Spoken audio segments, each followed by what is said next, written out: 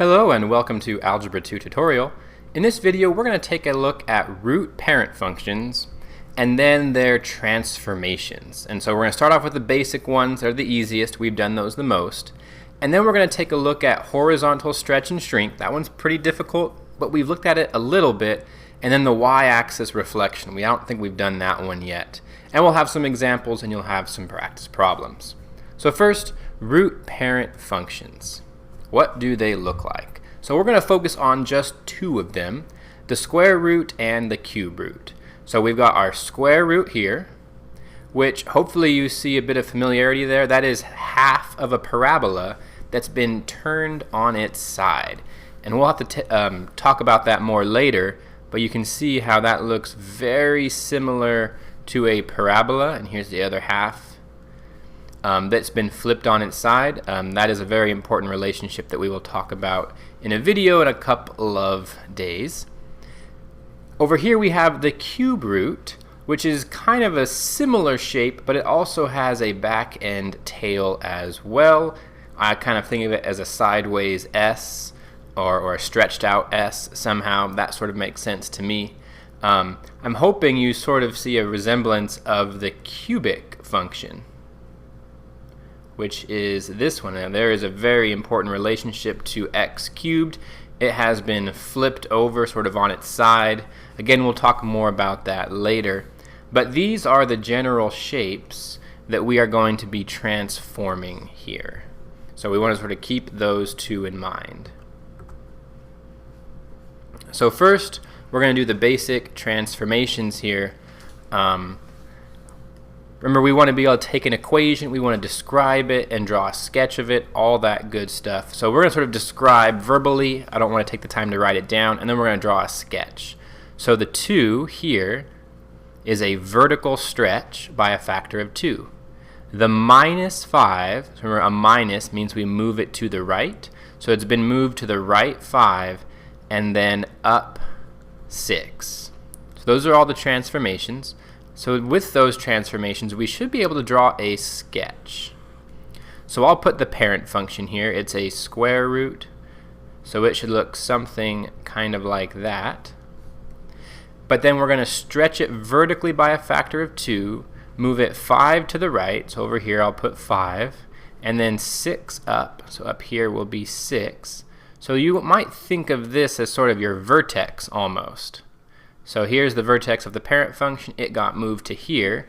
And then it was stretched vertically, so I'm going to try to make it a little bit taller looking than this as well. So it would come up and be something like that.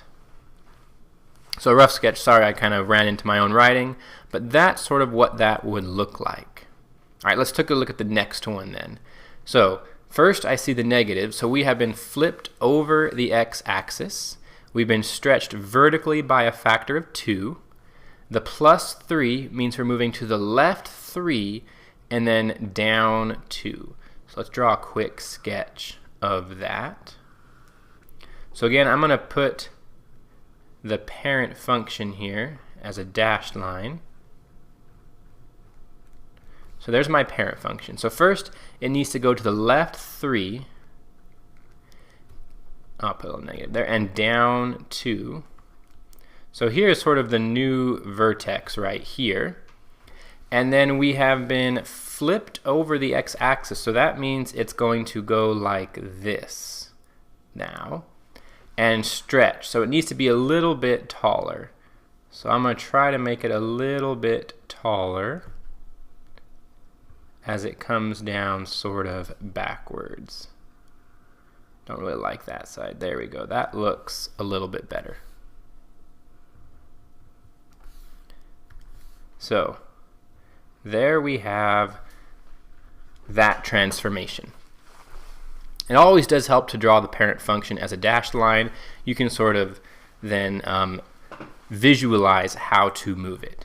All right, so those, we're going from equation to a graph.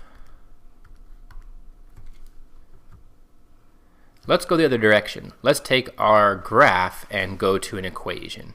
So I'll call this one f. First thing I see is this is a cube root. So I'm going to put my cube root in here. And then I sort of find the vertex. And what has happened to that vertex? Well, it should be over here. It's been moved 6 to the right. So I know on the inside we have to have x minus 6. And it has been moved 4 up, it looks like. So on the outside we're going to have a plus 4. Now the one thing that's really hard to do is the stretch and shrink. That is very hard to see from a graph, so I'm not going to throw those at us right now. I can kind of see that this went up 1 over 1. That does tell me that there isn't any stretch or shrink, but overall that's not going to be something you get off a graph very easily. Alright, next one, let's call this one g of x. So first thing I see is this is a square root parent function. It doesn't have a backwards tail, so it's just a square root. And then I sort of find the vertex, which is right here. And I notice that vertex has been moved 2 to the right, so on the inside it's going to have an x minus 2. And then I also see it's been moved down 1, so there will be a minus 1 on the outside. And because this has been flipped over the x-axis, you can see it's sort of upside down, there does have to be a negative in front. Now, is there a stretch or a shrink vertically? Again, that's hard to see, and so I'm not going to really throw that at you, but because it does go over 1, up 1, down 1 sort of, there isn't any stretch or shrink on this, but that's oftentimes very difficult to see from a graph. Alright, so those are our basic transformations. Let's take a look at some harder ones. The horizontal stretch and shrink, and the y-axis reflection. We've taken a look at this a little bit, so I've sort of got the summary facts here, but we're going to take a look at a picture one more time. So, a horizontal stretch and shrink is an a value on the inside of the function. And if a is bigger than 1, you have a shrink, a horizontal shrink, and if a is less than 1, you have a horizontal stretch. And that's really kind of a weird thing to wrap your mind around because it's the opposite of what you might think. So I want to show that to you right now so you can see how this works. So here's my cubic function. I have an a, h, and a k, and so you can see I can move it up and down, left and right, wherever I want with h and k. But what we're really going to focus on is right here. You can see where I have it defined. We have an a on the inside of the parentheses. What does that do? So first, if I make a bigger than 1, so that is a horizontal shrink. So you can see, if I look at this horizontally, the point that was right here horizontally got pushed backwards closer to the x-axis that way. It was shrunk down. Okay, if I sort of do this way, watch. If I put it back to where it was, it looks like I grabbed the x-axis and pulled it in. Alright, that's kind of what happened to our graph. That's what it looked like. That's a horizontal shrink. If I make a less than 1, you can see now a point that was, say, right here has now been stretched out horizontally all the way to there. And so a smaller a value stretches us actually horizontally. It's kind of hard to wrap your mind around, but that is technically what's going on. All right, one more thing to take a look at here. What happens if a turns negative? So we can do a stretch, we can do a shrink, but what happens if a becomes negative? I'll put it right at -1 for easy viewing. So here something very interesting happened. We have a reflection, but this time it's a reflection over the y-axis. And that's one we haven't seen. Usually we go over the x-axis, but not this time. So if that a becomes negative, that flips us over the y-axis. All right, hopefully that visual helps a little bit. We're going to go on and try to make the algebra work now. So let's do that. Algebraic examples.